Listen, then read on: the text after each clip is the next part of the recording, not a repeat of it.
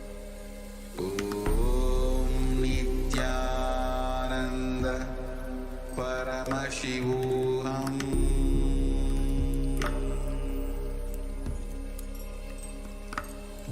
Om Nithyananda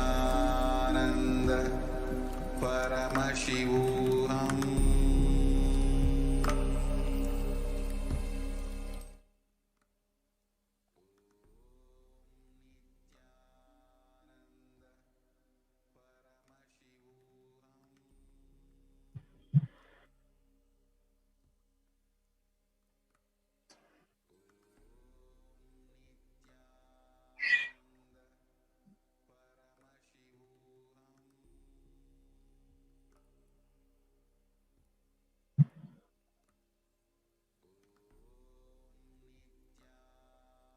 Nithyanandam, welcome back to all the viewers. Thank you for your patience for waiting.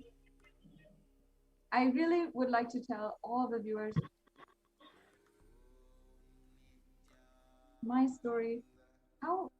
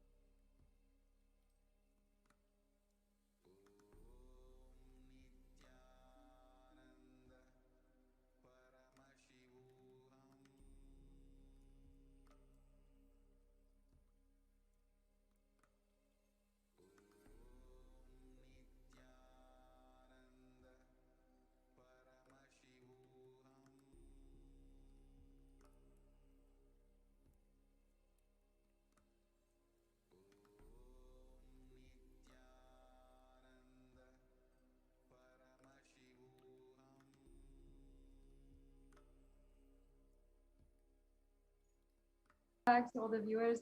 Thank you so much for your patience, for waiting while as we just took a short break. Before I get into my whole story, over the last 10 years, it's honestly been a journey to realize how much unconditional compassion is in the world. I've seen the embodiment of most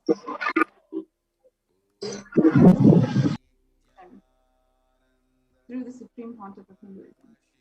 And though I have undergone, or though I have been victim against these anti-Hindu militant forces, terrorists, I have still been able to see recovery, joy in my life, absolute bliss, impossibility for my future because of the Supreme Pontiff of Hinduism.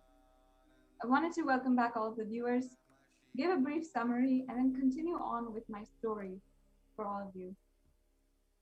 Once again, it just fills me, and I've been keeping on saying this, but it just, every single time I remember, I am just filled with so much of immense gratitude that somehow the cosmos has received the prayers of so many devotees across the world. For the UN to have recognized the persecution against the Supreme Pontiff of Hinduism and the ASMT women, the women of the Adi Shaivite minority tradition. Kailasa is the most progressive movement in order to revive, protect the Adi Shaivite minority tradition, which is an indigenous community from Sanatana Hindu Dharma originated from India. And over the last 2 decades, 27 years actually I should say, so almost 3 decades, the Supreme Pontiff of Hinduism has worked, has poured his blood, sweat, passion, drive, his energy so much into building, reviving Kailasa, and he was successful. And that was why the anti-Hindu militant forces, terrorists, the most criminal, nefarious people in the world, had targeted him to attack him, destroy and eliminate him through assassination attempts, and ultimately to take over the Sangha, to take over this huge nation and revival movement and use the resources, rape the women for their own absolutely perverted desires and criminal activities. We have seen over the last 2 decades how this has happened in Hindu communities, how continuously it is happening again and again. And the Supreme Pontiff of Hinduism is the only hope for each and every one of us to have a true, pure Hindu ecosystem.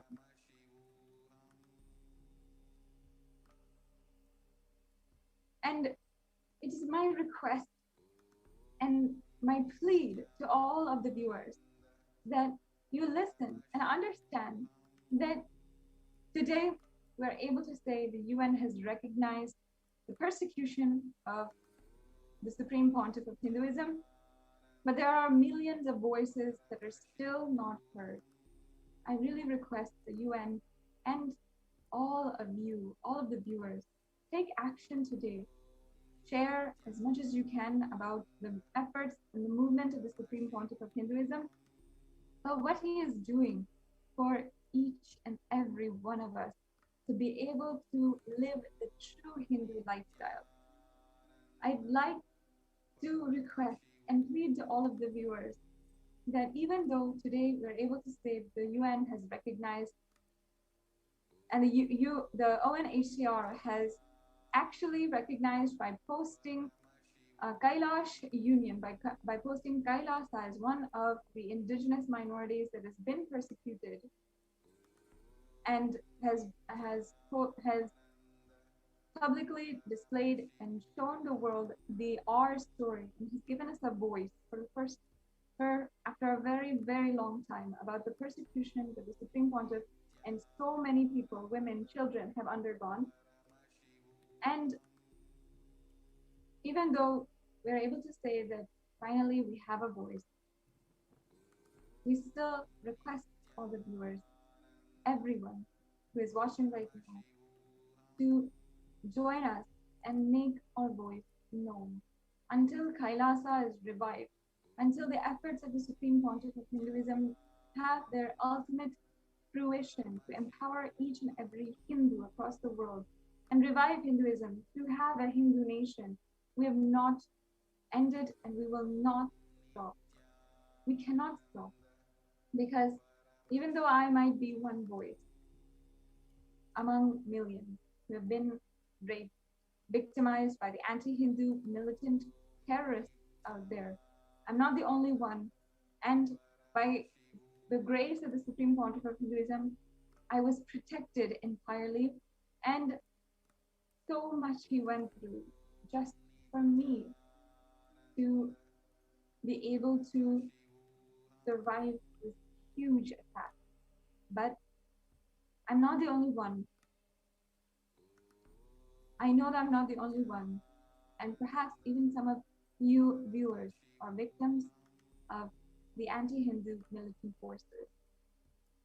So I request that each and every one of you, as a victim, I'm speaking to each and every one of you, that the Supreme Pontiff of Hinduism has helped me, has healed me entirely, has seen through my recovery to the other side, and ensured that my peak possibility is realized,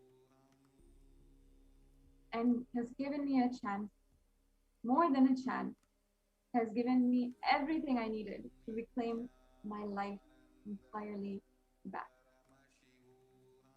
Because of this, I am absolutely grateful, and I'm grateful for each and every one of you who has given their time now to listen to my story. Over the last segment that we were listening to, we understood, I was able to show to all of you the footage of the Supreme Pontiff of Hinduism, where he was inaugurating different temples across the USA. We saw the different meetings with Congress leaders, with governors, with so many different members of the House of Representatives of the United States, the Senate of the United States, and how for each and every single person he uplifted, and the Supreme Pontiff of Hinduism brought so much of transformation. And we have been able to enjoy so much across so many thousands have been able to enjoy what the Supreme Pontiff of Hinduism had done, his work, and how he had literally revived, brought a Hindu tradition, Hindu ecosystem from one place to another. And he revived it from a dying place where it was being attacked and victimized, literally stamped on until it was buried under the ground. And he brought it from there to the United States, to so many places across the world where it would be cherished, enriched, and where it could grow and seek new possibility in the whole world and start to serve its original purpose. Over the course of just 1-2 years, the work of the Supreme Pontiff of Hinduism, everything that he did to revive, was entirely destroyed by the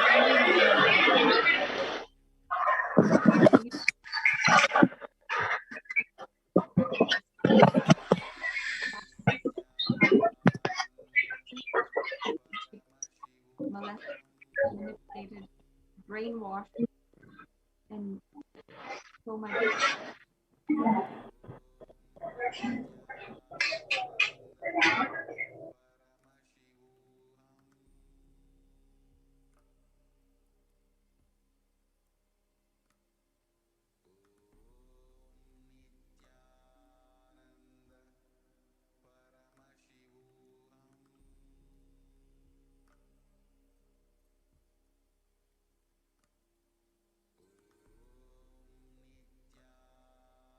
I'd like for all of the viewers and every single one who is listening that I request your time today to listen for my story and allow me, if I can, to express really the truth behind the persecution of the Supreme Pontiff of Hinduism. Today, many, even in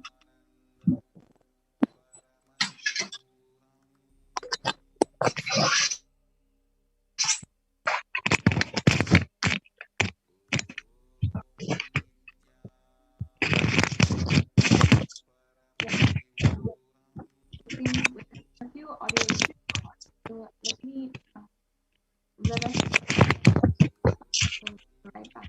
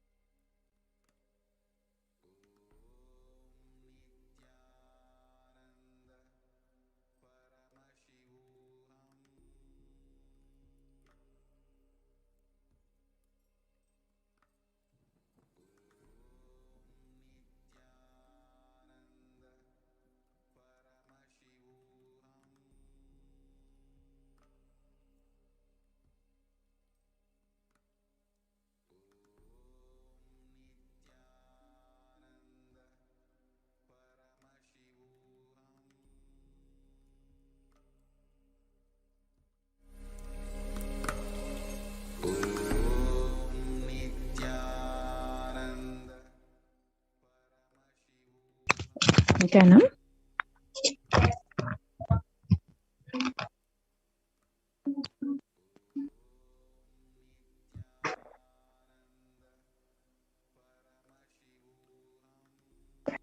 Nityanam. Sorry for the delay. Welcome back, dear viewers. So we will be, for those who are just joining us now, we will be entering into the harrowing story of one ASMT child who fell prey, who fell victim to the anti-Hindu militant forces who attacked her and her family to bring the Supreme Pontiff of Hinduism down and to attack the entire ASMT community. Yes, Ma Sadashiv-Priya, I think you've already introduced about your background a little bit and about the experience that Swamiji's given you in the enlightenment ecosystem. So can you just elaborate, review that for the viewers a little bit, and then we can enter into the story. Yes. And thank you, Maniti Purnapriyananda, for being here today, for helping me to tell my story. It's an extremely vulnerable part of my life, and it's just extremely helpful for someone to be there while I'm telling my story, especially to the whole world at this time. So thank you so much. I'd like to once again tell all of the viewers that, again, it is not just my voice, it's not just my story that I'm sharing today, but the story of so many millions of Hindu women, of ASMT women who are undergoing the same thing. And the Supreme Pontiff of Hinduism had created, revived, literally took from one place to another, from one place where the Hindu tradition was dying and being beaten and brutally destroyed. And he took that from one place and revived it across the world for billions of people to enjoy. And in the USA, the Supreme Pontiff of Hinduism, in just the year 2003, the Supreme Pontiff of Hinduism traveled for the first time to the United States, and he traveled entirely alone. He started enriching one by one for each person to have superconscious breakthrough. And just over the course of 5 years, the Supreme Pontiff of Hinduism established 37 well-established Hindu ecosystems. He established thousands of centers with hundreds of thousands of people who would flock to darshans and satsangs and programs held by the Supreme Pontiff of Hinduism. And he established what is the most valuable thing, which are the ASMT communities in each place, an ecosystem where one can thrive, revive these sacred Hindu sampradayas, and we can all cherish and enrich each other with a beautiful, loving community. So in that Yes. place, Yes, Ma, and you were part of one of those enlightenment ecosystems in Seattle, as you've already shared with the viewers. Yes, So yeah. can you share a little bit about that experience and then how you had fallen victim to the attacks of the anti-Hindu militant groups? Yes. So I was a part of this beautiful Hindu ecosystem in Seattle, Washington. I request if the NTV volunteer can actually project those visuals. We have pictures from my childhood, actually cherished memories where I have been a part of the Hindu rituals. I was training for sacred arts, and it was such a beautiful ecosystem that I really loved, adored, and felt absolutely powerful in. It was the best childhood as far as I know, having been growing up in, having been exposed to the best of the Eastern culture and the best also of the United States and the Western culture. So in that environment, I was suddenly targeted by the leader of the anti-Hindu militant forces. His name was Vinay Bharadwaj. He was 33 years old in November 2008 when he started targeting me, and I was 12. And at this time, Please go ahead. yes, at this time, he had started to lure me away from all of my general activities, my friends, and my parents. Everybody in the temple had trusted him, even trusted him with extremely trustworthy positions and responsible positions in the temple, with leadership as a leader. And in that place, in that kind of time where he was a trusted member of his community, he absolutely exploited that. When he started to talk to me, he was speaking, telling me that that he would tutor me in even school studies. He would tutor me in meditation and spirituality, and he started taking me to private rooms in the temple. And yes. and so in these, yes. So when he started giving you this attention, did you notice that he was giving others this attention, or was it specifically targeted at you? Well, it was for me specifically. My mother was the kitchen in charge. She was a responsible member for all of the food services of the temple, all of the free food services, all of the annadan that we did, the coordination for different services for food, even with food services on the outside, everything that had to do with food. My mother was in charge, and my father was the main priest of the entire temple. So, and my brother had actually been, he was in Gurukul in Adi Kailasa Sarvagna Peetam. So, I So you understood. guys were very much key members of the ASMT community, were leaders, and your family was responsible for a lot of the community activities. So Yes. it sounds clear to me that it was a planned attack to target the leaders, the members who are responsible of the community, to bring them down. Yes. Do you feel that this is the case? Yes, exactly. I would say that is exactly the case. And not only that, at a very young age, I was initiated and trained and guided by the Supreme Pontiff of Hinduism in order to take up, and he encouraged through the ecosystem to learn the sacred arts, to start for me as a young girl child, as a young girl, to start training in rituals and to start even conducting some of the rituals in the temple, and to learn and train under my father, the priest, the pujacharya, to to become a very core member and a leader of the community. So it's not a coincidence here that I was targeted due to the fact that I was very much going to be revived, like, A key or member, a yeah, leader of the yes, community. exactly. Yeah, and not only that, reviving one of the most vulnerable, most precious sampradayas or lineages of Sanatana Hindu Dharma, which is the Rudrakanya Sampradaya, which is one of what is the Supreme Pontiff of Hinduism has been reviving, working for since that time, in empowering young girls Yes. and women with sacred arts and Hindu rituals and teachings.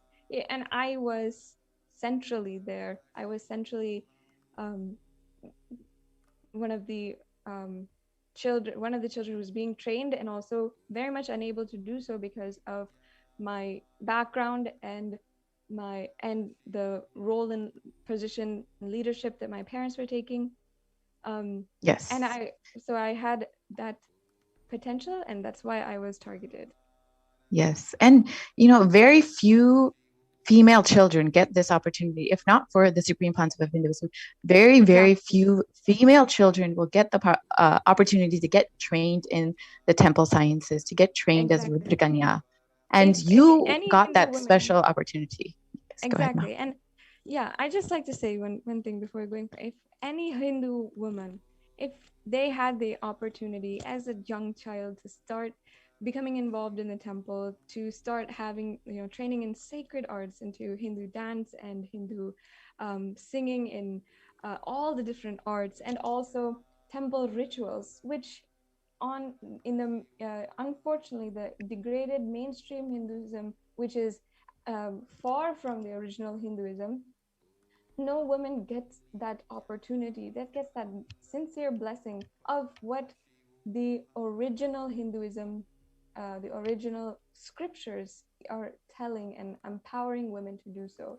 And the Supreme Pontiff of Hinduism was the only religious leader, the only Hindu leader, to courageously take that up and make sure that the Hindu women are girls are empowered across the world.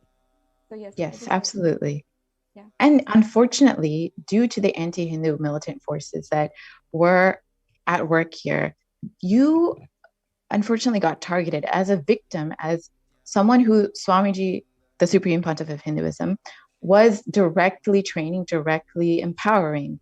And so, Yes. can you share a little bit about that and how you felt victim to the anti-Hindu militant forces? Yes. When it started, I was absolutely manipulated, brainwashed. I was not able to think for myself. Um, and only later on, when I was 16 or 17 years old, I was starting to research about why this happened to me, or why I was so overpowered manipulated and brainwashed. I started reading about Stockholm syndrome and different these kinds of scenarios and different kinds of cases which have actually happened, where the victim falls in love, literally, or is so brainwashed to the point where they think actually that they're in love with their abuser and their kidnapper, and even, you know, the terrorist who took them away, and they think they're in love, and in that way they're brainwashed to do whatever they say. And even if they're telling to leave, or even if they're being told to leave, they will not want to leave. So Yes. at that time, I can say that's the only way. And I was 12 years old. I had Yes. not And you even said he was started. 33, so nearly 20 years older than you, more than 20 years older than you. Yeah. And when this whole thing started, when he started to manipulate, he started to talk to me, he started to take me into private rooms in the temple and all this, I had not even started my periods yet. I was not even a mature adult, even starting puberty. Even my whole body, everything was just a child. I had not matured even to the point of having breasts or, you know, starting my period. I was just a child at that point. But And he I did had no not, idea. yes, he did not, that did not matter to him, of course. So if you feel comfortable, would you mind sharing exactly what he did to you and how he manipulated you and how he isolated you from your family, your community, and Yes. attacked you and made you a victim to his Yes. scheme? Yes, go ahead. Yes. When I had started, he started to call me every single night and talk to me on the phone. And he would tell me that I should keep a secret from my parents. And he started to call me on the phone every single night. And then he would tell me to, he would give a missed call to me, and then he would tell me to call him back immediately. And he would just manipulate so that I do whatever he says in this way. And so one day when my parents were not home, so my mother had gone to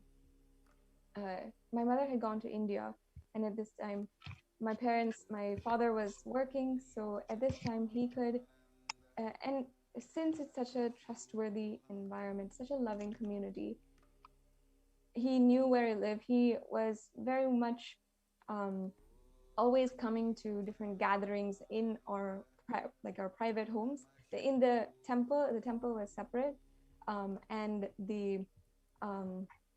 and our homes, our private homes, were separate. So we were living separately from the temple.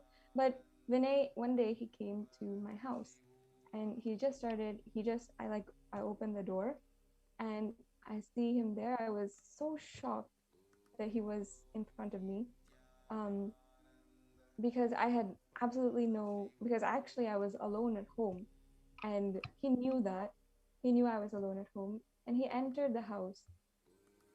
And at that point, he wrapped his arms around me, and he started making me extremely uncomfortable. But I had no way of saying no. I didn't know what to say at that point. You were just 12 years old. Yeah, I was so manipulated by him, even into thinking that we're in some kind of relationship, even though it went beyond all kinds of logic. And after that incident, every single day he would call, make sure that I speak to him. Every single week, at least 3 to 4 times a week. I can even say every other day, 3 to 4 times a week. Either he would come to my home, or he would meet me in school, and he would pick me up from school and take me in his car to the woods. Where we lived was a very woody area, forested area. So we could go, if he could take me, he could take me into a very dark portion of the woods, and nobody would be around. And he would take me even to his own apartment. He would literally kidnap me. And in that time, he would take my clothes off and rape me repeatedly, even if I screamed, even if I was just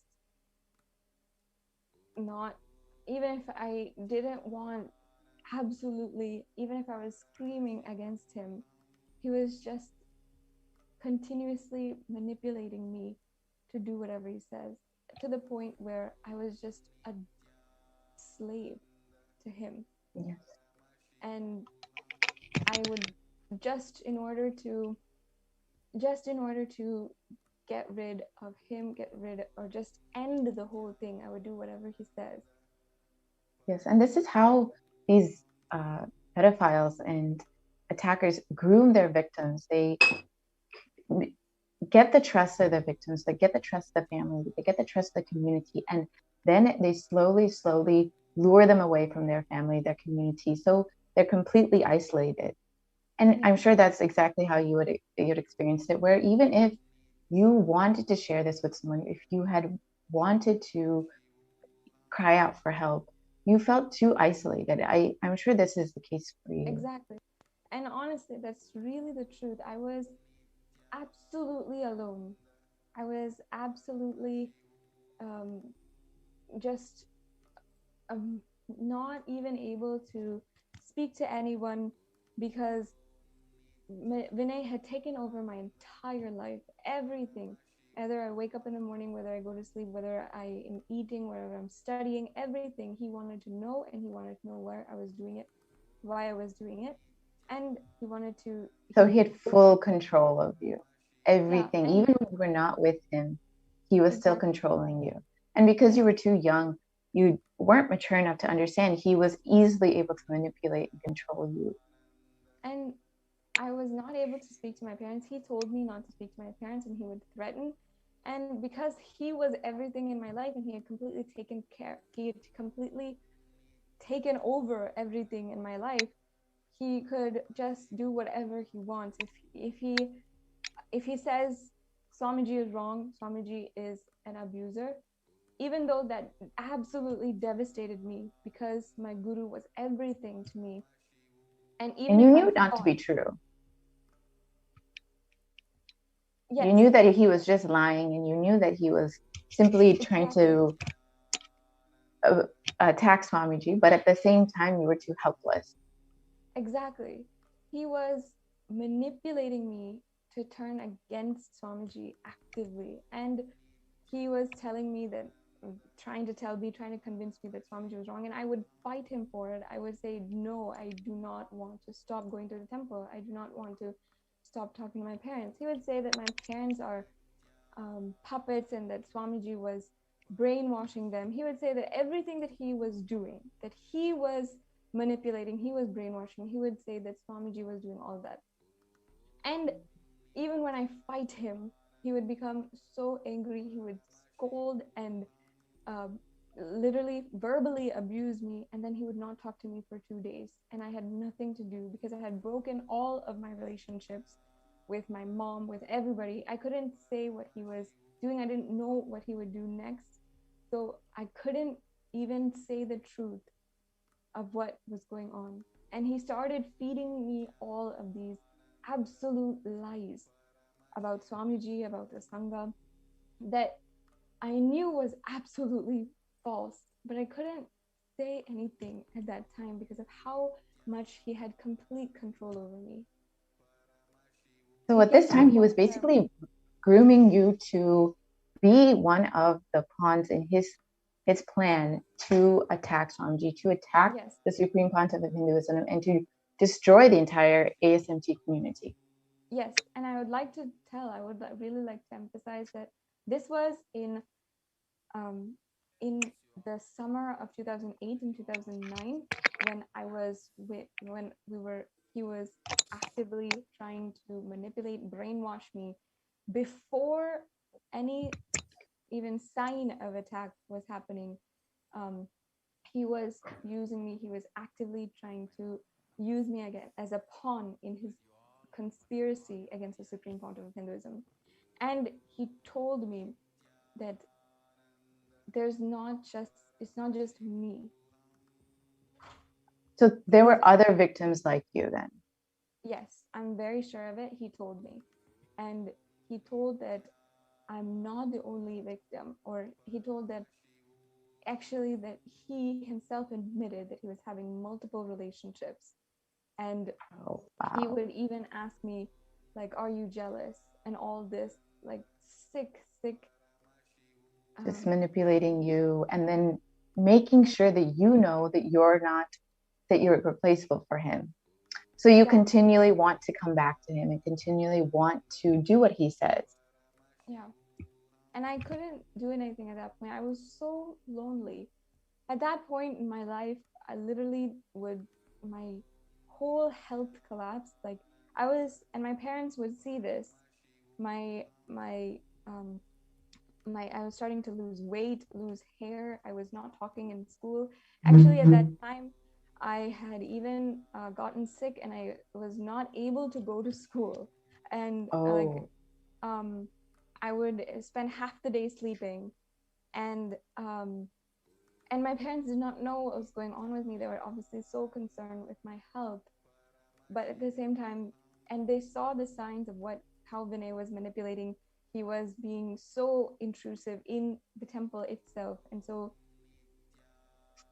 to the point where So- he would go ahead. to the point where he would publicly embrace me, publicly, as if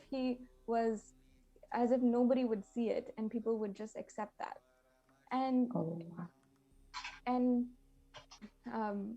but of course my parents were so alarmed. At that point, I couldn't say anything to my parents. I was feeling so alone every single day. And Swamiji was the only one who I held on to in my heart. Every single day, I would write to Swamiji in my diary, whatever, even if something would happen in what I thought was a relationship with Vinay, I would write to Swamiji. I would say, this and this happened. We had this fight. He's saying this against you. I don't know what to do. Please help me, Swamiji. I didn't, even if we had a fight, or if that day I considered as a good day when I was absolutely brainwashed and manipulated, I would tell Swamiji everything and write it down. I would hold Swamiji so close to me because even though I was manipulated, brainwashed, everything, he was the supreme pontiff of Hindus. Swamiji had literally become my god. He was my guru, and as that role in my life, that literally protected me from having mental collapse, from even maybe committing suicide at that point, and um, several times after. And also, um, he was everything that I held on to. So Yes. whenever Vinay would tell me that he would start to hint at this conspiracy, I would become so powerless. Yes, And it must have been really painful to hear the one person who has been holding you, who's been protecting you, who's been nurturing you, caring for you, empowering you to be abused like that. That must have been Exactly. completely heartbreaking for you. Just devastating. And my world, like, every single time he said something, I was just so, I would feel I would, like, every single time Vinay had started to speak to me and started to convince me and started all this, I would just be so angry and throw the worst tantrums. But I had From the no, beginning, you knew that whatever he was saying was a lie. You knew that whatever Vinay and his conspirators were planning and doing was completely a lie. the exact words he said against Swamiji was saying that what he was saying was that the words I remembered that burned me so deeply that he lied was that he was trying to say that Swamiji, my guru, was he was actually trying to say that that Swamiji also was having relationships with women, like how Vinay was having. And I was so clearly seeing that he was trying to project this absolutely false thing, which he was doing, which Vinay was, the character that Vinay was, the womanizer. and the child molester and child rapist Pedophile. and the most disgusting criminal. He was trying to put that on Swamiji and take over the entire Sangha. And that's later on- exactly what he tried to do, right? When he, yes, you can share about how the situation had escalated and how finally you had come out of the situation despite it escalating to the point of him trying to kidnap you and take you away from your family. You can share a little bit about that. Yes. So, despite having so many fights with him, everything, I was not able to stop my relationship or stop, talking to him completely. One day, he told me to pack my things, and at this point, he was already, even because my parents had alarmed the administrators in the temple, because my parents had taken extreme measures to notify the administrators of the temple. Ultimately, it was escalated to Swamiji. Vinay was banned from the Sangha, from the entire SMT community. And they started to investigate what he was doing more than the kinds of things that he was doing with me. He was entirely... Sorry, I just want to reiterate for the viewers that your parents had some suspicions about him, but they did not know to the degree and level that he was abusing you. No, they didn't know because I didn't tell anything, and it was very much well hidden and not. And as responsible members of the whole community, they're not continuously around me. So so if he wanted, he can simply manipulate, kidnap me to some place, and they would not know, and I didn't tell them. So despite not knowing the extreme that this situation had gone, the administration had taken such an extreme action of banning him, just from what they can assume is just him giving you a little extra attention. Little extra attention and communication with a minor. This was they put a full stop to Supreme Pontifical Hinduism, and also the administration of the temple and the ecosystems there had just put a full stop to him even interacting with me. And they removed him. They made sure that he would not be able to contact me. But because of how much he manipulated me, he was still in contact with me through my devices, through the laptop and phone which I had. And and your family didn't know about this at the time. No. And he would tell me to, create, code words when to tell when my parents were in around the room, or he would tell me not to call him by his name, or he would tell me to call him a secret name, and he would also call me a secret name. It was an absolutely, as I'm remembering, very manipulative situation. Really manipulative situation, and it's just criminal to the point of, I can't believe I survived. So one day what happened was it came to the point where I was just physically and emotionally, everything, exhausted in November of 2009. And I was so exhausted. And one time he just came, he was chatting with me online, and he said, "It's come time that we have to start." He said, "Pack up your things, whatever you need, and..." Sorry, one moment. Start what? He said, he said it's come time. And so he was implying that it was come time for him to execute his theme, his plans to attack the Supreme Pontiff of Hinduism, to destroy the SMT community using you as the pawn. Yes, exactly. And he was saying, and that's exactly what he said. He said that, "Pack up your things. I'm going to pick you up. I'm going to come." He gave me a location, and he said, "Come here, pack up your things, pack up just, you know, whatever you need, and come to this location. I'll pick you up. And then he said that you're going to file a false case against the Supreme Pontiff of Hinduism. And Oh God. he told me that he wanted to take over the entire Sangha from Swamiji, and just and then like literally put away Swamiji and just destroy and eliminate him entirely. Wow. So And you must have been heartbroken at this point. I was just devastated. Of course, I just knew that I could not do that. And it just came to the point where I collapsed. Really and entirely, but I collapsed.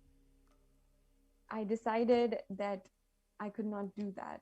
And even though he told me that, I told him I would do that. I told him I would come.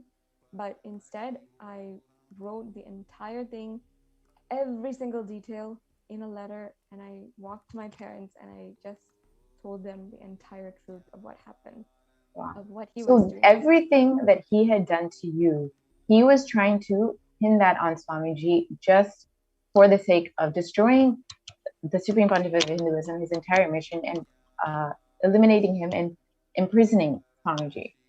Yes, that is exactly it. I'm absolutely sure of it, especially with the events escalating. And after that, as I was working to file a restraining order against Vinay, how he had suddenly become desperate because one of his pawns, and his probably the one he was depending on to fight for him, one of his pawns had failed. He started escalating all attacks in all directions, and he filed. Just one moment. Before, you had said that he had tried to kidnap you and take you in, and you had agreed. At that point, you had told your parents everything. So what happened exactly after that? What happened? I stopped all communication. My parents had just taken away my devices for, as in not taken away, but I stopped my communication with Vinay. And at that point, I had been, I was just extremely, at that point, just taken into their lap, taken into a lap of protection. And nobody told me to do anything. Nobody told that I should, nobody told me, that I have to fight or that I have to not fight. But I decided that I have to do something against him for what he did to me. So my parents helped me file a restraining order against Vinay in January of 2010. So this was immediately after he tried to kidnap you. Yes. Yeah. He tried to. You filed the restraining order, and then and stopped all communication with him. At that point, did he try to contact you again, even despite the restraining order being imposed?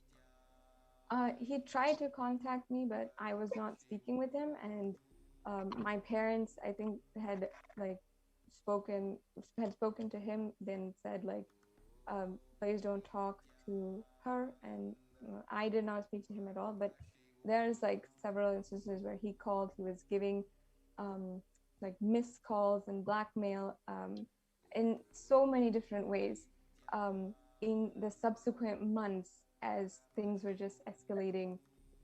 And I was seeing what Vinay was hinting at me for so long, that there's so many people, and what he was trying to tell me, what he was trying to convince me, he was then I could see how that literally erupted across the entire USA and in India with all of the media, everything. So I saw.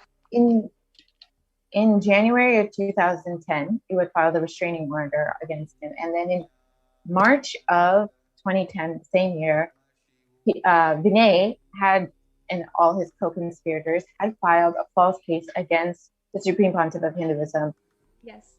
basically the exact same thing that he had done to you. He had filed a case against the Supreme Pontiff of Hinduism, saying that he had done that to an unknown victim. Yeah.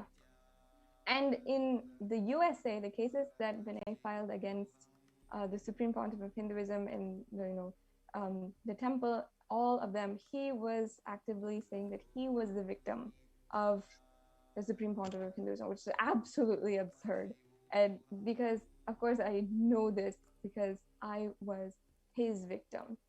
And because I wasn't there to play that part of victim for him, he started to escalate and file at least 4 to 5 cases in the state of California against the Supreme Pontiff of Hinduism. So at this point, he must have been desperate, as one of his key pawns had fallen through, had decided to break away. I'm sure many of his other victims also were able to escape, were able to realize that they were getting manipulated by Vinay and his co-conspirators. And so at this point, he was desperate to continue his attack, to play out his attack on the Supreme Pontiff of Hinduism, Nithyananda Paramashivam. Yes, exactly.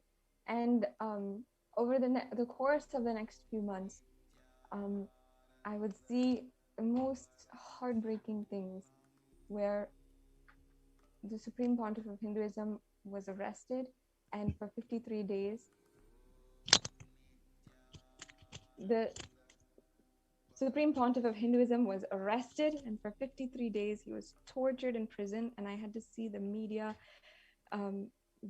hate speech against him, and it absolutely broke my heart that because I could see everything that was going on. Yes, you knew the truth. You knew that everything that he... The truth was that I was the center of the truth because I was the victim, and of course there are many victims, but I knew the truth and I could see what the Supreme Pontiff of Hinduism was. Yes, you were the victim of Vinay Bardwaj and the other anti-Hindu militants, but unfortunately, they were not the ones who were arrested. They were not the ones who were put in prison. It was the Supreme Pontiff of Hinduism, Nithyananda Paramashivam, who was arrested for the actions and criminal behavior of these anti-Hindu militant forces. Exactly. And the truth being that even though the victim, that I was a victim that they wanted to put as a pawn, they didn't have a victim. There was no victim. They were still able to arrest the Supreme Pontiff of Hinduism, put a media attack against him. Their criminal activities went to the point of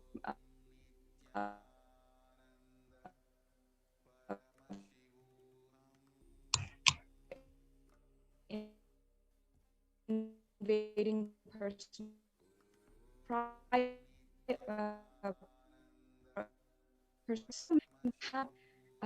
it's still, I could see, and I was just heartbroken at that point, seeing Swamiji go through so much for me ultimately, and for the other victims, and protecting us.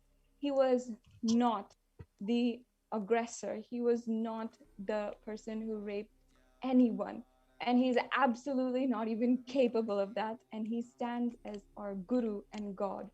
But yes, despite facing so much of attack, so much of harassment, abuse, and illegal persecution, the Supreme Pontiff of Hinduism was the only one who was there to protect you, to take care of you, to attend to you and all the other victims in the ASMT community, all the other children and women who faced similar attacks like you. I'm very clearly, also, I'd like to say again, I'm not the only one. I'm lucky enough to be able to be here today, protected by Swamiji and empowered by Swamiji to share my story with the world, share it with all of you. But I'm really saying to all of the viewers, I'm not the only one.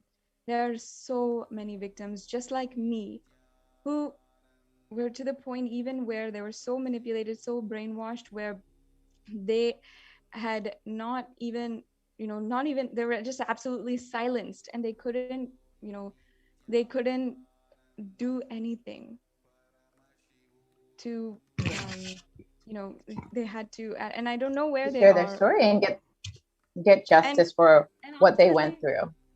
yeah, and ultimately there are people who had to disidentify almost with the ASMT community and with being devotees and disciples of the Supreme Pontiff of Hinduism because of how much they manipulated it, how much the terrorists, the anti-Hindu militant forces had manipulated them. They had to, And give them so much of insecurity and fear for their life about what will exactly. happen to them. Exactly. And I know because I was in that position. If by Swamiji's grace, he had not stepped in at that point, banned Vinay from, speaking to me, if I had not been protected, and if the temple administration had not gone to all extents to make sure, then I know that I would have had to, that would have had to happen to me, and I would have You had would have to also been silenced. You would have also been just another silence. victim. And who knows, maybe, sold off to a child trafficking ring by now. Honestly, I'm saying I know there are other victims, children, women, and so many others who actually, I know that, and unfortunately Face they're similar not able situations to. to you. Yeah, and I know that, and they're not able to come forward even at this point to Mhm. share their story, to even to start their recovery process as a victim and reclaim their true identity, reclaim, their humanity, their source, the goodness and pureness that they feel inside of themselves. They're not even able to do that. I know, because by the grace of Swamiji, I've been able to heal. I've been able to, be protected by this ecosystem. And even after so many, 5 years, I was able to take refuge in the Adi Kailash, and, start to re-engage myself with life, actually, and heal As a myself from the survivor. worst kind of trauma, from the worst kind of, depression, from suicide attempts. Like, I was extremely vulnerable, weak, and victimized. And Swamiji had literally given me a blessing, blessed me to heal and recover. Has given me such a beautiful way to. And that is the reason you were actually, I'll just want to take one step back. Because of Swamiji's empowerment and strength, that was a reason you were able to stand up for yourself and fight back and actually file a case for your rape. Go ahead. Exactly. And it was not because I was even after, I can say, even after I had filed the case, I wanted to fight for my right and against what Vinay had done to me. So I filed the case. I asked my parents. We had gotten all the resources to be able to file the case. And thankfully, in 2012, Vinay was sentenced to, with all the evidence and the testimony my sharing, after going to court, after a 2-year court battle, basically, we're finally able to win the case in 2012. And we, of course, we have the legal papers even to show that of his sentencing. He was sentenced to 57 months in the Washington State prison, and which is actually one of the worst prisons in the whole in the whole of United States. And he was after that deported to India. And So this deported. was, unfortunately, you were one of the only victims who was able to actually file a case and win your case. Most of the other victims are probably silenced by now, and unfortunately, he's not the only conspirator. Right. Yeah, and they're still absolutely silenced, and ultimately that is why I'd like to share my story, share what I'd gone through, and share ultimately what the Supreme Pontiff of Hinduism sacrificed for protecting each and every one of us. And I'd like to say also that in the case, like I had gone through, the Vinay had successfully convinced his defense lawyers that I was brainwashed, that everything about, and he was trying to convince what kind of, scheme that he was trying to do. He had convinced his lawyers, and I had to undergo one of the most brutal interrogations that the court in Washington State has ever witnessed. And even my lawyer and the prosecutor even said that it was one of the worst cross examinations that they've ever seen against a child. And I guess I was 16 years old, but it was one of the most brutal ways to interrogate. Despite you being the victim, you were the one who was interrogated in the situation. Yeah, in court, they were asking me questions, like asking me these absolutely foul questions against my guru. They were forcing me, trying to push me to tell that I'm lying for Swamiji, and trying to say that I'm trying to file a case against Vinay, which is of course the truth of what happened, and that I'm lying against Vinay because Swamiji is trying to protect himself or whatever it was.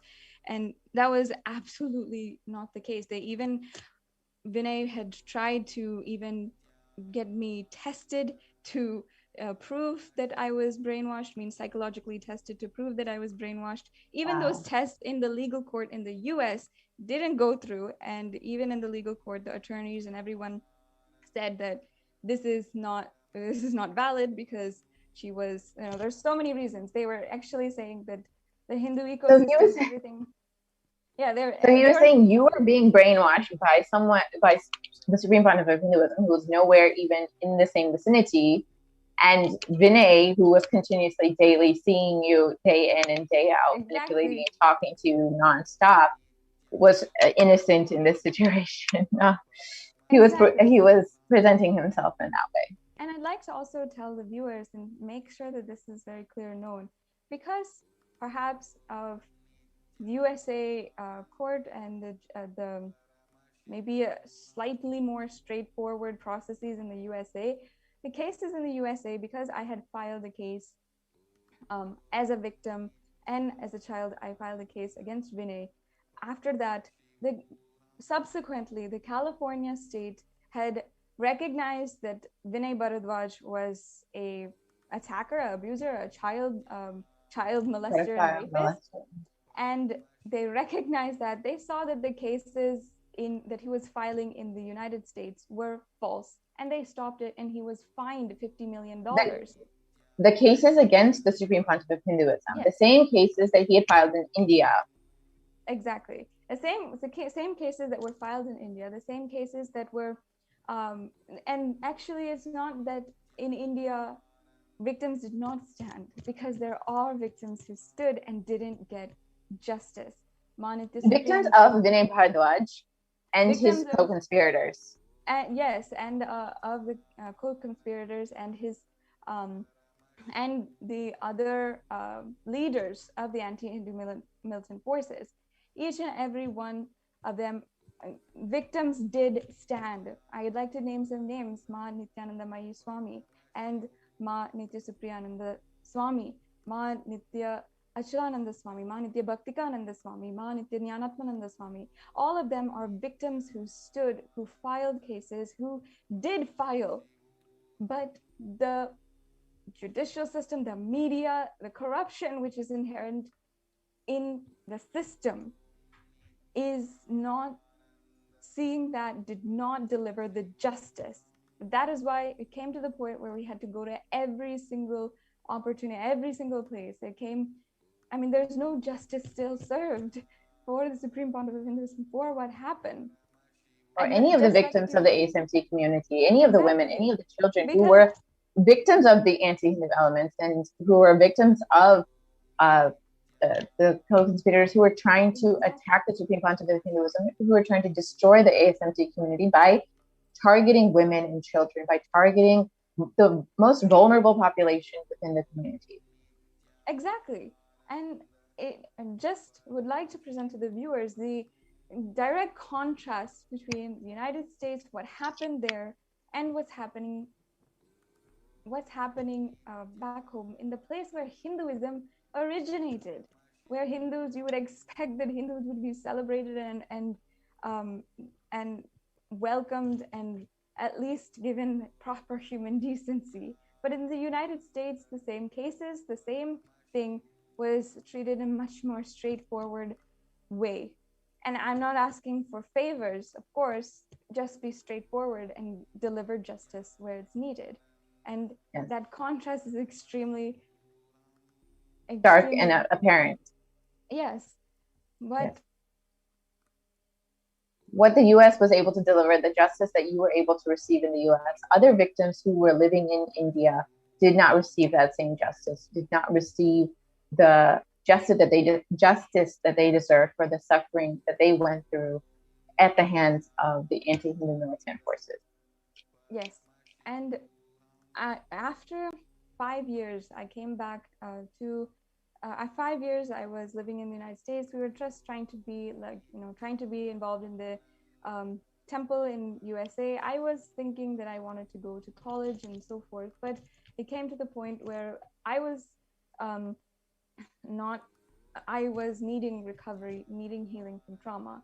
So I decided that I would come to Adi Kailash Sarvagnapeetham in India, in Bengaluru, and just take refuge and start to heal myself and start to heal myself and at least start to regain some kind of a feeling of purity and goodness in my soul.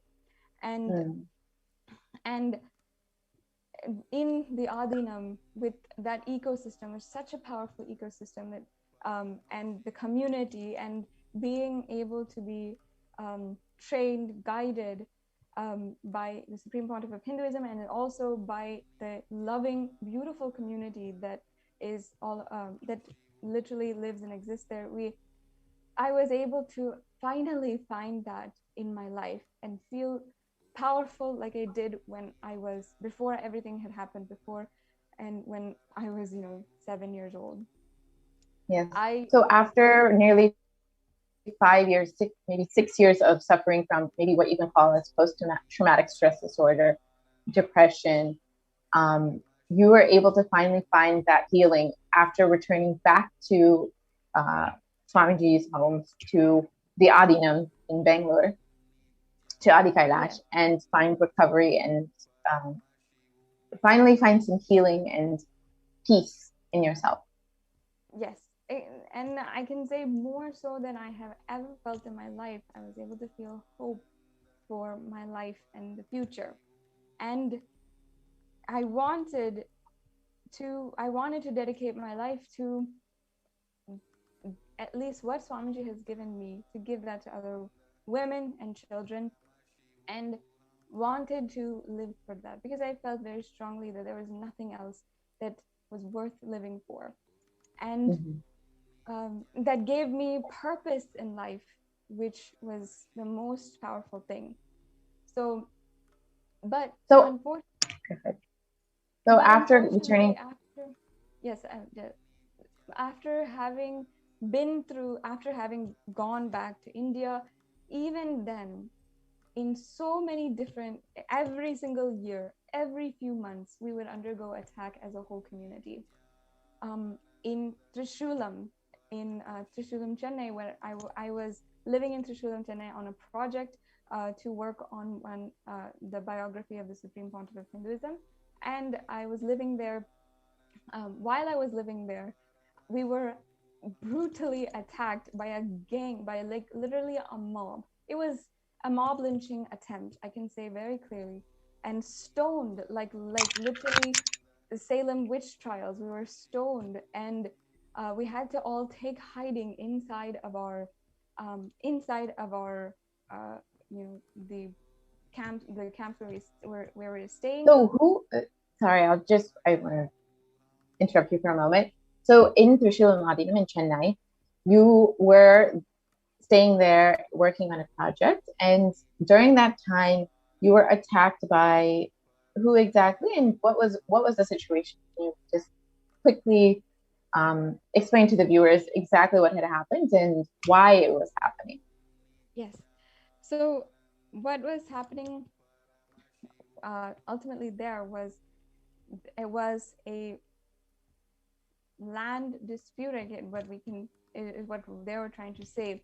But ultimately, the Supreme Pontiff of Hinduism was trying to establish in a very impoverished and neglected community a Hindu ecosystem to empower the community. And it was very clear that the anti-Hindu militant forces had wanted to literally destroy that. And because of that, they had created so much of media hatred. They also had Incited hatred in the local community, and so much of yes, and they had instigated mob violence against the women who were living there. We were all women, and we're all sannyasis. We're all Hindu women. Sannyasis or Hindu nuns who had taken up all of this as a lifestyle. And it was just devastating to see that after everything, after having gone through everything, there was still more we were going through. And no matter where we go, every single month, every single few months, it's happening again and again. And on social media, the trolls and the hate that spreads is just vile and inhumane, but absolutely desensitized to the world, to the public, to the mainstream knowledge. And that ultimately is why we need to, why, even though today, after such a long time, we have been, the persecution of the Supreme Pontiff of Hinduism was recognized by the UN, still there's so much more we need to do in order to revive get Kailasa justice. and get justice, and also protect Hindu women, a dying culture, and a genocide which is completely unseen. A silent genocide that most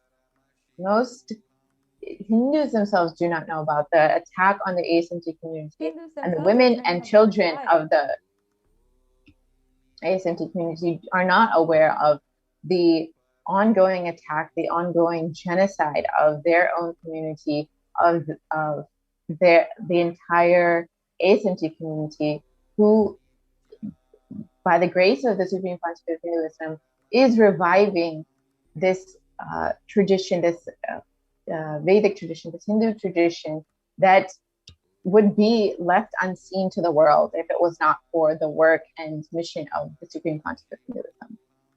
Yes, exactly. And once again, I'd really like to plead to all the viewers. First of all, I really thank you for having listened to my story.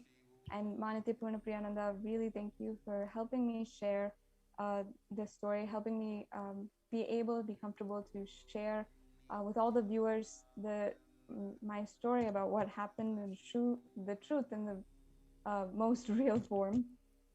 And I'd like to thank all the viewers for taking your time, for being listening during this time, and for allowing me to express my story completely. And I request each and every one of you to stay listening, to take action, at least in the form of sharing even the link where the UN has recognized the persecution against the Supreme Pontiff of Hinduism. We need to make at least this known to the world, known to every single media channel that continuously poses hate against the Supreme Pontiff of Hinduism, known to so many different anti-Hindus, the criminals out there, that we are there still, and we will continue to contribute to the world. The Supreme Pontiff of Hinduism will continue no matter what.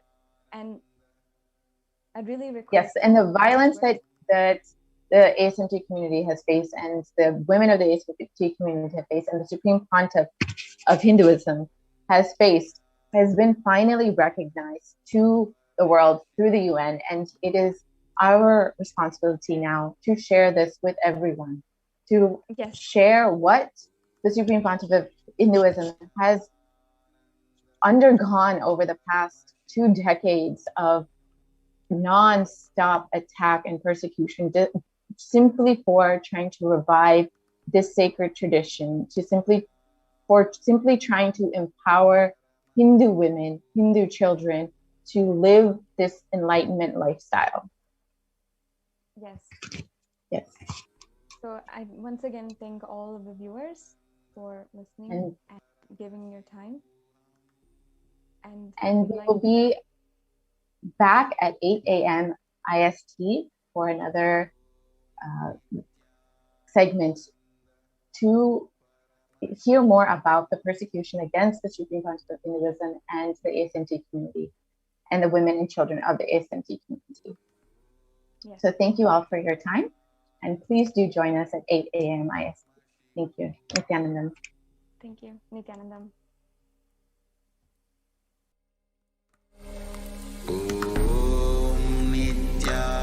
Nithyananda Paramashivoham.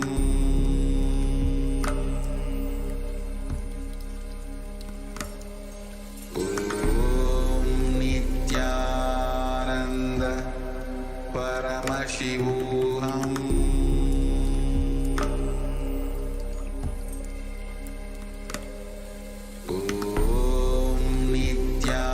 Nithyananda Paramashivoham.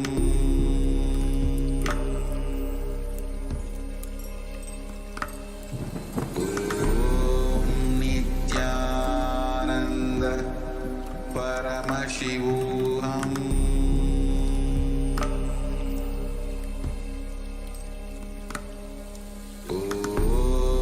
Nithyananda Paramashivoham.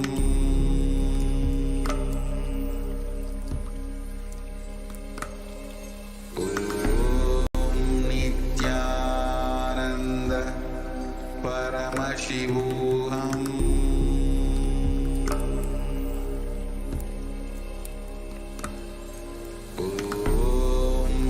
Nithyananda Paramashivoham.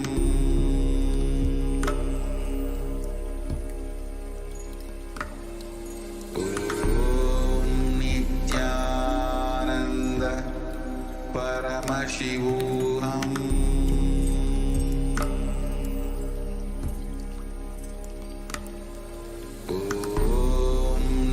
Nithyananda Paramashivoham.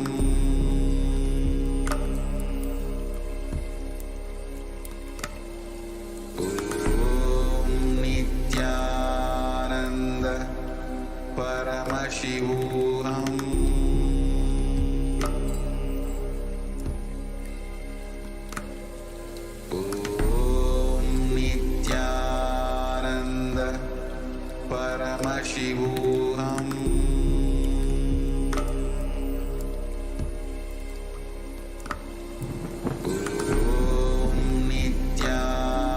Nithyananda Paramashivoham.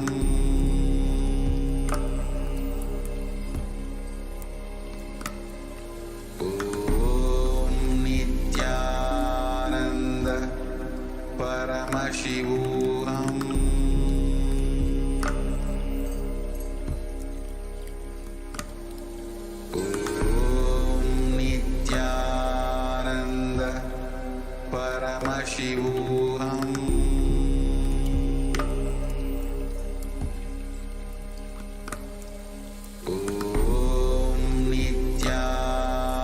Nithyananda Paramashivoham.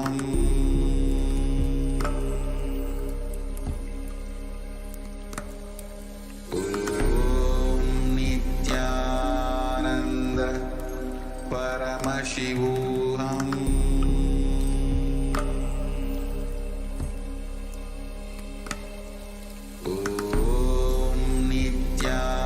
Nithyananda Paramashivoham.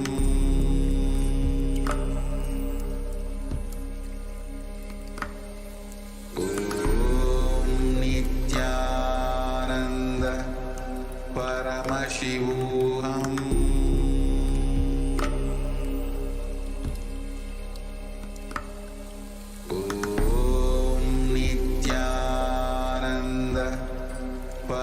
Paramashivoham.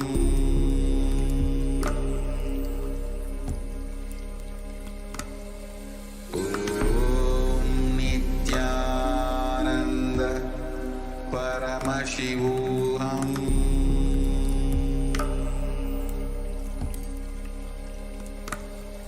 Om Nithyananda Paramashivoham.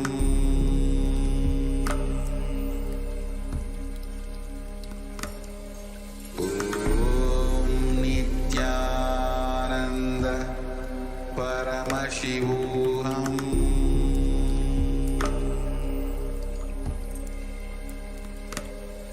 Om Nithyananda Paramashivoham.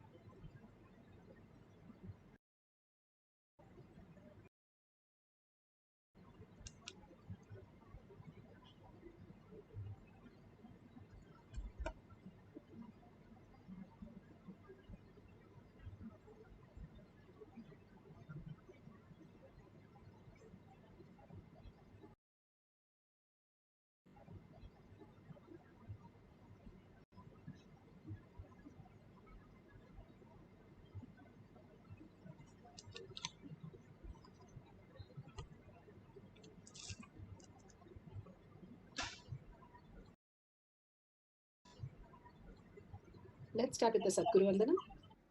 Nithyanandam Paramasukhanam Kevalam Jnanamurtim Dvandvatitam Gaganasadusham Tattvamasya Lakshmam Ekam Nityam Vimalamachalam Sarvadi Sakshibhutam Bhavatitam Trigunarahitam Sadgurum Tam Namami. Nithyanandam, let's go through the disclaimers. Security measures. No photography, video, audio recording. Important cautions.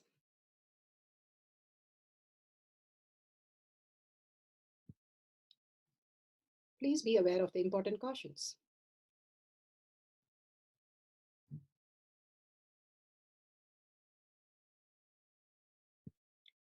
What is spa manifestation? Let's hear from Bhagwan himself explaining what is spa manifestation. All the 25 states of consciousness, when they happen in you, due to your chemicals and hormones ups and downs, it is powerlessness. When it happens in you, out of your free will and consciousness, it is powerfulness. That's all. When you fall into sleep, it is powerlessness. When you enter into sleep, it is powerfulness. When you fall into dream, it is powerlessness. When you decide to dream, it is powerfulness.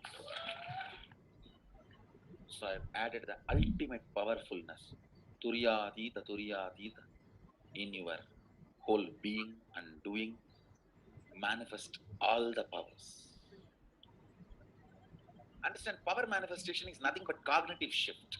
It is not work. It is cognitive shift. Understand? It is just cognitive shift. It's not work. Work is a 4-letter word. Power manifestation is cognitive shift. Playing with life. Playing with being alive. Bhagwan beautifully described what is power manifestation. The science of power manifestation. It is a science because each one of us can manifest and it is repeatable. And the evidences to support the science of power manifestation, which is authentic, time-tested, scientific and foolproof. Shastra Pramana, the scriptural references, the eternal unchangeable truth revealed in the source scriptures, the Vedas and Agamas. We'll be going through the Apta Pramana. Apta Pramana are the experience of the Rishis, Munis, Ganas, Nayanamas, Alvars, Siddhas. All of them are authority of Hinduism. the Vedic Rishi and the scientist who time-tested and verified the science of power manifestation. Atma Pramana, account of His Divine Holiness Bhagavan Nithyananda Paramashivam, this millennium's avatar's personal experience of power manifestation. Bhagavan's very own Leelas, mapping to Shastra Pramanas. Shakshi Pramana, experience of the millions of disciple devotees followers initiated by Bhagavan into the science of power manifestation. Bhagavan beautifully said, whoever comes to Kailash Koti and manifesting power group, simply he will manifest all the abundance and auspiciousness manifesting the powers of Paramashiva. Pratyaksha Pramana, the scientific study measuring the effect of being in the enlightened state. Again and again, Bhagavan beautifully gives us the pramana to understand the depth of the cognition, where we can start manifesting from human to superconscious being, the space, state, powers, and superconscious space of Paramashiva. Let's go to the Shastra Pramana. 76 to 78. Maranam ghātyate tena sakenapi na ghādyate tasya syat paramasiddhe animadi guna prada vayussannakadate dehe rasavriddhir bhaved dhruvam akashapanakajagalti yusamapi vadhate maranam ghādyate tena सकेनापि न खाद्यते तस्य स्यात् परमासिद्धेर् अनिमादिगुणप्रदा वायुः स न चरते देहे रसवृद्धिर्भवेत् ध्रुवम् आकाशपनकजगलप्तीयूषमपि वर्धते. Beautifully from the Shastra Pramana, the scriptural reference for the power of Ashta Maha Shakti, power of decreasing the size of others, Anima Shakti. Anima Shaktis, this is described in the Shiva Samhita 5.7678. Bhagavan Paramashiva says, death is eaten by him, he is eaten by none. He manifests the highest powers such as Ahima, Mahima, Lahima, Garima, etc. The Vayu, the wind energy, moves equally throughout his body. The juice of his body also increased. The nectar exuding from the eternal lotus also increased in him. Bhagavan Paramashiva beautifully says how death is eaten by him, he is eaten by none. Bhagavan beautifully gives an example of the river Ganga. The river Ganga, when you place a stick in Ganga, the ant, when it sees it, it looks as though Ganga is there with a boundary of the stick. But when a bird comes in and sees there from the other side, it says, oh, there is another side of Ganga and it is divided by a stick. And if humans come by, we understand that Ganga is not divided by the stick. The Ganga is floating in the stick is floating in Ganga. But the reality is the Ganga cannot be divided or cannot be seen as only one dimension, but it is just flowing in a beautiful way. Bhagavan beautifully says how each one of us, when a higher being comes in, the dimension that we see is not that the other being sees us. There's only one strand difference between the chimpanzees and us. But we can do and manifest the highest reality. But they don't even understand one instruction. Same way, the dimensions, what we understand is only from our reality. But there are multiple more dimensions that exist that we are not aware of.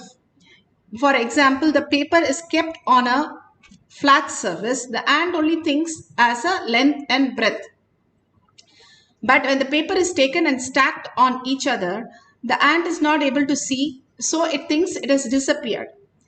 Same way for us, we know only 4 dimensions that we can see as a person in length, breadth, time, and space and place.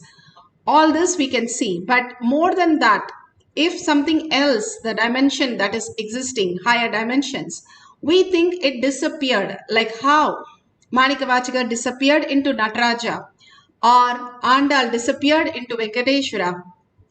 Simply we think it is disappeared, but actually they have in a higher reality. They merged into oneness with Paramashiva. How is that possible that we are not able to see? Is because we are deluded by what we have as our reality. When we wake up from this reality, the death is eaten by him. Only when we decide to live only in this reality, we are constantly given to this death and birth cycle. When we are waking up from this reality, understanding that everything that exists has a higher reality, and understanding everything is Paramashiva, everyone, everything that exists as Paramashiva, manifesting as Parashakti. When we understand and look and start perceiving everything in a higher dimension, then we are able to perceive things also in a higher dimension. Then he is eaten by none. Manikavaskar is not eaten by the deity, but he disappears into higher reality, higher existence. Not just living as a human, as body, but into the higher existence of the reality. And this can be experienced when you are in the oneness with Paramashiva. All the powers, Ashtama Siddhi, simply manifest as reality. Bhagavan beautifully says he's born with the Ashtamaha Siddhis as reality. And the wind energy moves equally throughout his body. The juice of the body also increased. The nectar exuding from eternal lotus. They become eternal. They become the higher reality. How they exist as Paramashiva, as quantum, as the ultimate reality. And this is possible for each one of us to experience if we start living step by step. These are the methods given in the Shastra that how one can experience the oneness with Paramashiva, live that as the reality. We can manifest that as the reality again into our existential reality as Paramashiva, manifest through all of us as auspiciousness and abundance.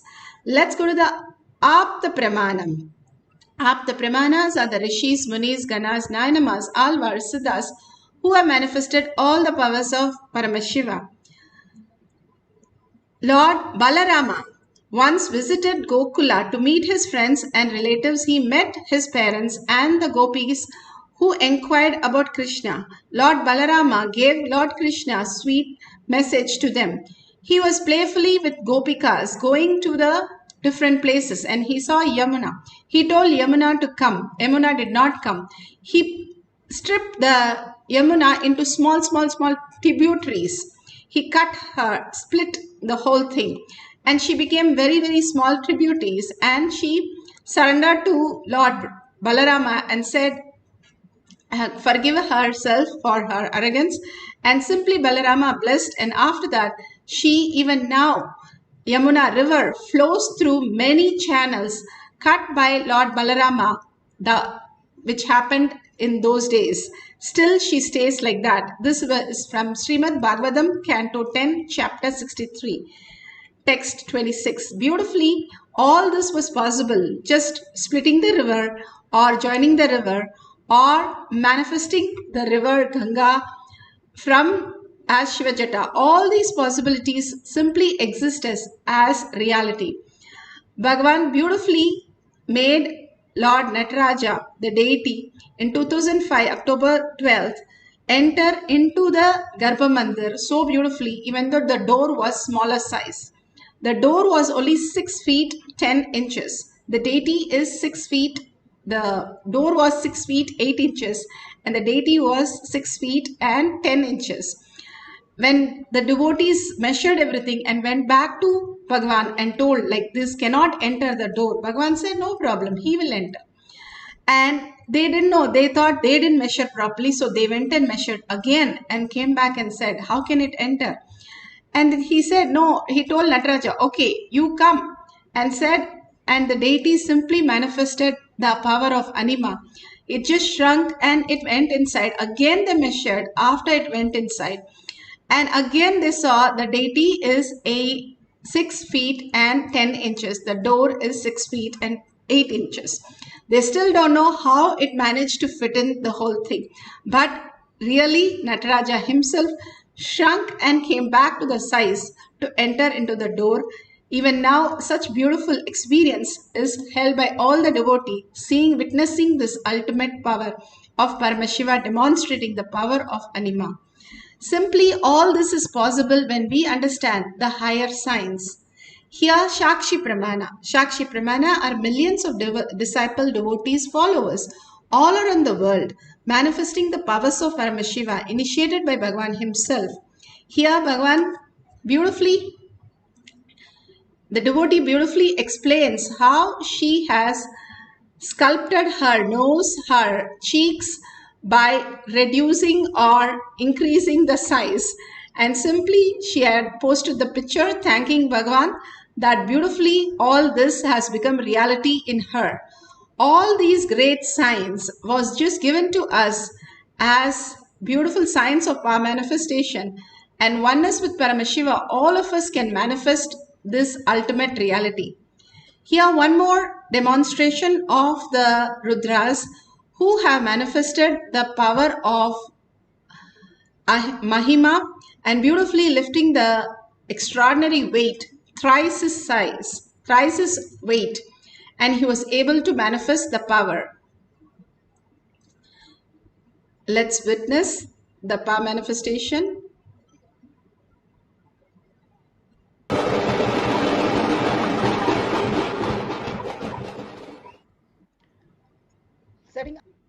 I don't know how long he's been training for, but 120 pounds more. 54 kgs. And on the bar, as I mentioned earlier, I got a little excited talking about this, is 115 kgs. And just to put this into perspective, I actually haven't lifted this weight in over 3 years. So what he's going to be doing is something I haven't trained and done in 3 years. And so I'm excited to see this. What he'll be comparing us up against, and again, this is very logical and there's a lot of numbers involved. He's lifting roughly 120 pounds more than somebody that is a beginner, which is completely insane because I'm assuming he hasn't been training. I don't know how long he's been training for, but I don't think he's been training very long. And so 120 pounds more than a beginner he'll be lifting, and he's lifting a weight that I haven't lifted in over 3 years. So I'll let him take this. So that's great. Srinivasa Maharaj, you can come up in the front.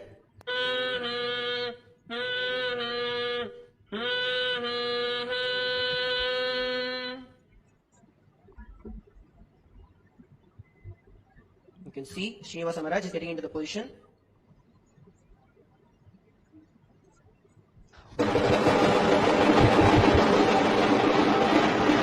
As you can see, Srinivasa Maharaj has lifted.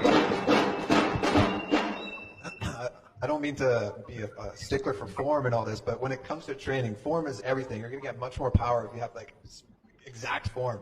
And I can say his form was not correct, but it didn't matter. That's what's shocking, is that you were able to somehow muster the strength without having the correct base. And Srinivasan Maharaj is just 54 kgs and he has lifted over 115 kgs just like that without any effort. So beautifully, we have seen the Maharaj lift the weight. Now we are going to, each one of us going to experience the power of Anima. What we are going to do, if you have a camera, please start recording as a video. If you have timestamp app, download the app and start recording with the timestamp. If you have the Kantamala and you have the locket, please apply the Jnananjan in your third eye and your temples. If you do not have Basma or Kumkum, that is beautiful, that you can apply. Bring awareness to your third eye and again record the weight of the object. We are going to do the increase of the weight, decrease of the weight, sorry, Anima power. So you can measure on a scale, either you can the weight or the height. You can measure the weight or the height to change the size of the object. So if you have a partner, you can do it on the partner. If you don't have a partner, you can do it on an object also. So, but do it twice and measure it correctly, how many units it is, and is it happening the same both the times. Record it, take a picture of it, and beautifully we'll enter into the meditation. And at the end of the cycle also measure it twice so that it is very authentic. We are only manifesting power of Paramashiva. There is nothing to prove whether what we are doing and how we can logically make it happen. So do not use any external ways to increase the length or the height or the weight of the object. Do it very authentically, so you will be so surprised how simple and how amazing your space of oneness can manifest as powers. So sit straight with the head, neck and spine into straight line. Please understand this is a beautiful meditation that Bhagavan has given for us to connect to Bhagavan and manifest all the auspiciousness. And all of us sitting in Kailash Courtyard in front of presence of Bhagavan and manifesting these powers brings us so much of abundance, healing, auspiciousness and bliss. So let's do it authentically. Let's visualize Paramashiva in our third eye and bring Parashakti with her 25 heads and 75 eyes and 50 hands. Bhagavan says if you sit like that doing the puja, you will be such a oneness with the deities that you are offering. Simply you will merge into the oneness. That is what beautifully Bhagavan has given us these instructions to experience that higher state of consciousness, the superconscious space. Absolute unclutching from anything you have, any verbalization, any thought current, any of the confusion, anything that we have. There is nothing for us to achieve, nothing for us to do, or nothing for us to manifest, but just enjoy the presence of Paramashiva. Simply seeing the manifestation is the ultimate reality. Bhagavan himself being the charioteer for Arjuna.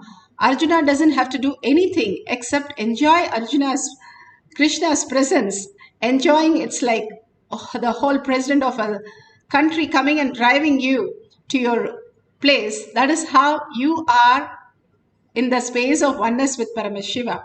So hold that joy, hold that beautiful space of oneness with Paramashiva, that he himself will manifest through you as your reality. Suddenly you feel like, oh my God, I am the son or daughter of the $1 trillion dad and he is driving you to everywhere, simply showering you with all the abundance and all the auspiciousness and all the healing. So hold that beautiful space of oneness and continuously chant the Mahavakya, entangling with Bhagavan. All this starts with entangling with Bhagavan and chanting the Mahavakya, understanding everything that exists as Paramashiva, everything that is manifested as Parashakti, and simply your will to hold that as a powerful cognition will make you manifest all the auspiciousness and the power of anima also, decreasing the size of the object. Ashtamaha Shakti. So let's start chanting, vibrating the whole being, vibrating with the Mahavakya. Chant from your navel center and listen to your chanting. Put away your gadgets for a few minutes. Get into the deep oneness with Paramashiva and start chanting and holding the only oneness space for a few minutes with Paramashiva. Experience the extraordinary happening of bliss that Paramashiva is just flowing through you. Let's start chanting the Mahavakya. Nithyananda Paramashivoham. Nithyananda Paramashivoham. Nithyananda Paramashivoham. Nithyananda Paramashivoham.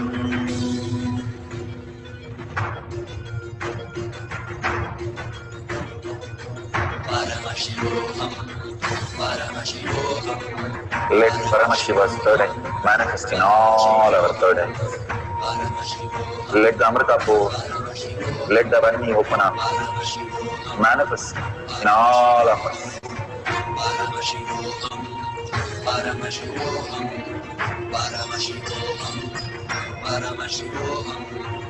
Let Paramashiva overflow, manifest the powers in all our third eyes.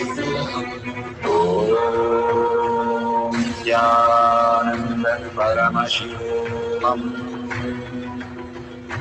Om Nithyananda Paramashivoham. Om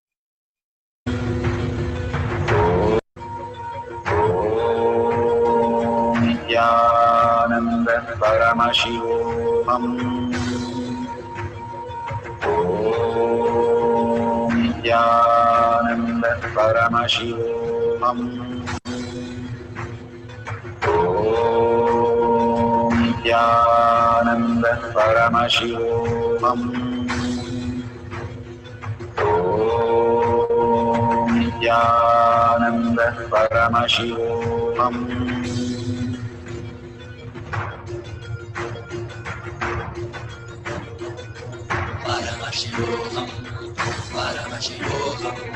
Let Paramashiva's third eye manifest in all our third eyes. Let the Amrita pour, let the Varni open up, manifest in all of us.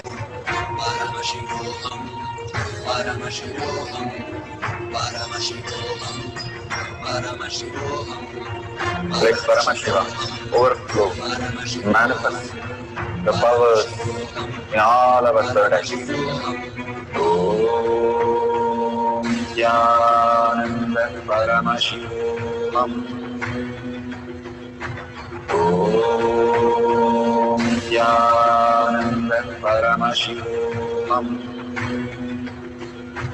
Om Nithyananda Paramashivoham. Om Nithyananda Paramashivoham. Om Nithyananda Paramashivoham. Om Nithyananda Paramashivoham. Om Nithyananda Paramashivoham. Om Nithyananda Paramashivoham. Om Nithyananda Paramashivoham.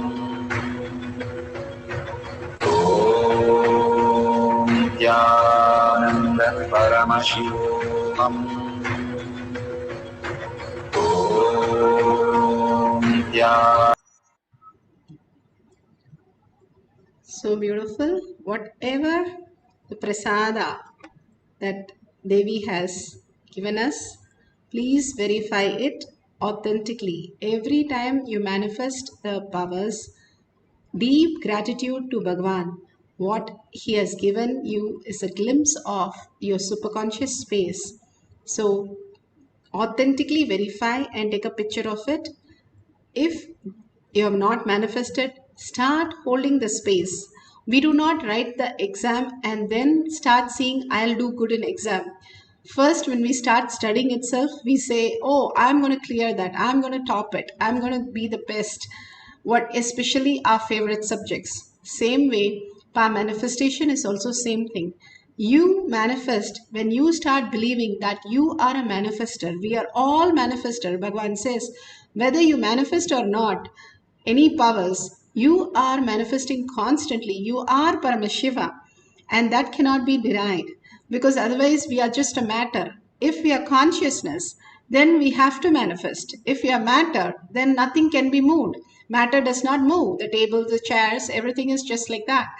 So something is there which is consciousness and which is moving us and which is manifesting constantly. So we have to manifest. If I can manifest with my body, manifesting different things, constantly growing, constantly regenerating, constantly doing everything, I can manifest all these powers also, because they are also part of me. Only thing we have to drop is our incompletions, and the only idea that this world, what we perceive through 5 senses, the dimensions that we know, is the only dimensions that we are in. If we drop that and understand that we are higher dimensions, Bhagavan says 11 dimensions that we can experience, then the ultimate reality also is hidden in us, which can solve everything and much more, which is infinity and which is absolute. Nothing can be removed from it and nothing can be added from it. We are already complete and we are already existing forever and eternal. We just need to understand how we exist in the quantum space as Paramashiva, as Parashakti. All we need to understand is surrender our identity, the little layers that we are holding, thinking that is manifesting anything in our life, dropping all that and understanding Paramashiva is my ultimate reality and holding that blissful space again and again, the auspicious space in you. Each one of you is a kalpatru. Simply you can manifest any reality, Bhagavan says. Just by holding that space of Paramashiva, Parashakti, you will start manifesting that very reality. And simply you can understand that the higher reality is just the natural way of existence. How the trees and the nature exist. All of us can manifest all the powers of Paramashiva naturally and beautifully. Let's get into the beautiful space of oneness with Paramashiva. Have another cycle of few minutes. Let's put away our gadgets. We are doing the power of Ashtamaha Shakti, decreasing the size of the object. Either it can be your height or an object. Measure it twice, whether you're measuring the length or the weight of the object. And after the Mahavakya, you can again measure the increase or the decrease which has happened. We are doing the power of Anima, decreasing the size of the object. So please go ahead and mark the details so that at the end of the cycle, you can again take a picture or video record it and share it with the world. All these great powers removes so much of incompletion and brings so much of abundance and auspiciousness in each of us to experience the superconscious space. How the yoga prepares the body and aligns to the cosmic geometry. Same way, all these power manifestation again and again tells you, you are consciousness, you are Paramashiva, you are Parashakti. You can manifest all the powers of Paramashiva, heal yourself and others, heal and manifest abundance, auspiciousness in all of us. And beautifully, Bhagavan says, he himself is in the courtyard and his presence can be experienced, the oneness can be experienced by each one of us, manifesting as this reality. So let's sit straight with the head, neck and spine in a straight line. Deeply connect to Bhagavan.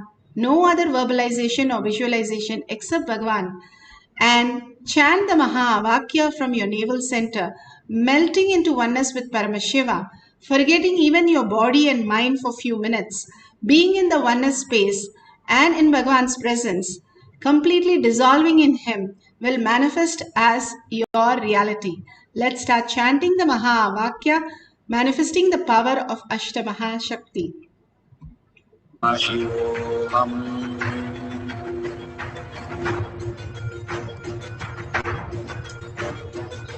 Paramashivoham, Paramashivoham. Let Paramashiva's third eye manifest in all our third eyes. Let the Amrita pour, let the Varni open up, manifest in all of us. Paramashivoham, Paramashivoham, Paramashivoham, Paramashivoham. Let Paramashiva overflow, manifest the powers in all our third eyes. Om Nithyananda Paramashivam. Om Nithyananda Paramashivam. Om Nithyananda Paramashivam. Om Nithyananda Paramashivoham. Om Nithyananda Paramashivoham. Om Nithyananda Paramashivoham. Om Nithyananda Paramashivoham. Om Nithyananda Paramashivoham. Om Nithyananda Paramashivoham.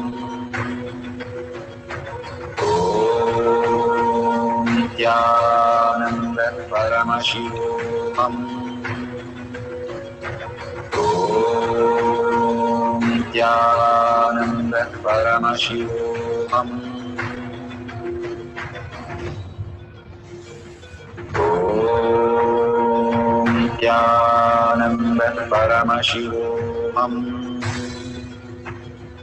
Om Nithyananda Paramashivoham. Om Nithyananda Paramashivoham. Om Nithyananda Paramashivoham.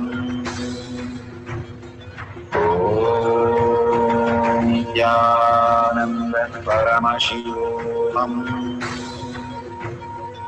Om Nithyananda Paramashivoham. Om Nithyananda Paramashivoham. Om Nithyananda Paramashivoham. Om Nithyananda Paramashivoham.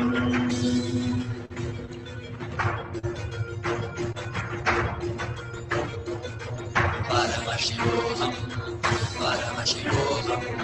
Let Paramashiva's third eye manifest in all our third eyes. Let the Amrita pour, let the Om Nithyananda Paramashivoham. Om Nithyananda Paramashivoham.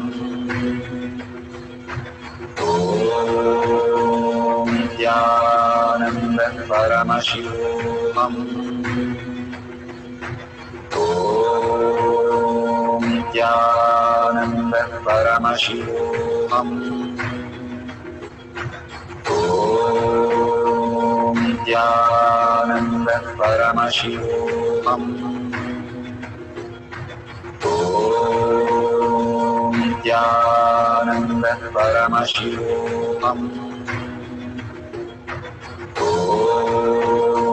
Nithyananda Paramashivoham. Om Nithyananda Paramashivoham. Om Nithyananda Paramashivoham. Om Nithyananda Paramashivoham.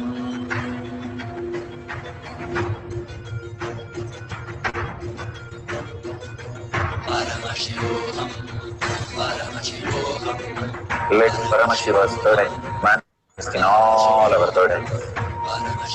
Let the Amrita pour, let the Varni open up, manifest in all of us.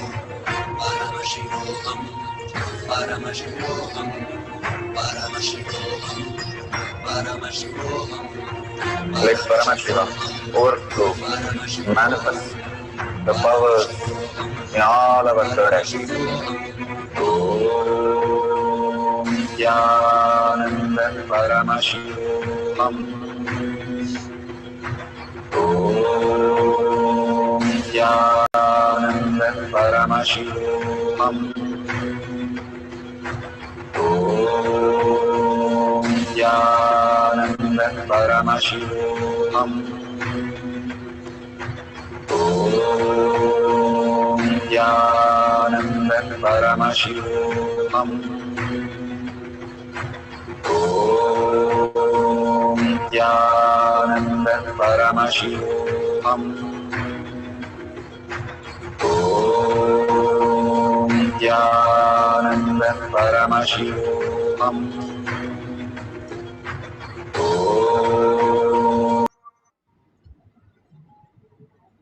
So beautiful. Whatever we have experienced, the prasada, Please share it with the world. Again and again, so many billions of people really need healing, and all of us are going to take it to them. All of us posting even one line and thanking Bhagwan again and again. The gratitude is the shortest distance. When you understand the importance, you will have such gratitude towards what he is doing. When you understand any of the field, that when you are in such a gratitude will start flowering in you, because you understand the depth of what Bhagwan is offering to each one of us. And these prasada, when you share with the reality with others, simply that also adds to your auspiciousness and abundance. Please make sure at least post one line of how you manifested. If you have a picture of increasing or decreasing the size of the object, you can share that also in tinyurl.com/powermanifestation. And if you see a $sign at the end of the YouTube, you can offer your gratitude.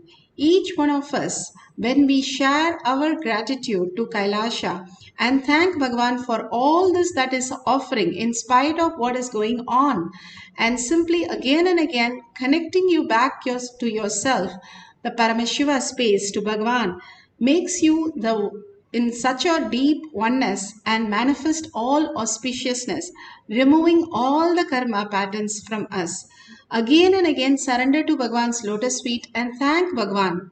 Whatever we have manifested, understood as powerful cognition, or manifested as powers, or received any prasada, let's surrender to Bhagwan's lotus feet and thank Bhagwan from the deep earning, that asking Paramashiva to make Paramashiva as your existential reality. And thank each one of you here to be there till the end of the session today to manifest all the space of abundance and auspiciousness. Thank you so much. Let's end this space with the Purna Mantra. Om Purnamada Purnamidam Purna Purnamudashyate Purnasya Purnamataya Purnamevavashishyate. Om Shanti Shanti Shanti Hi. Hari Om Tat Sat Sarvam Bhagavate Sri Nithyananda Paramashivam Padukarpanamastu. Om Nithyanandam. Thank you so much. Again, we'll have the satsangs, darshans, and powerful cognitions, and so many things that Bhagwan is offering and showering on each of us. After all that, we'll have again the power manifestation session, the deep meditation that Bhagwan himself manifesting through all of us will be conducted. So please stay tuned and thank you so much. Nithya.